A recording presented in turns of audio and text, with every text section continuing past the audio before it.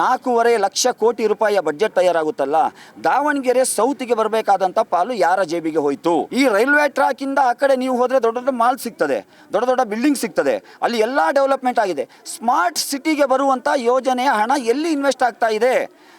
ಮೊನ್ನೆ ಆ ರಿಂಗ್ ರಸ್ತೆಯಲ್ಲಿ ರಾತ್ರೋರಾತ್ರಿ ಏನು ಲೈಟ್ಗಳನ್ನು ಇನ್ಸ್ಟಾಲ್ ಮಾಡಿದ್ದಾರೆ. ಇದುವರೆಗೆ ಯಾಕೆ ನಿದ್ರೆ ಮಾಡಿದ್ರು?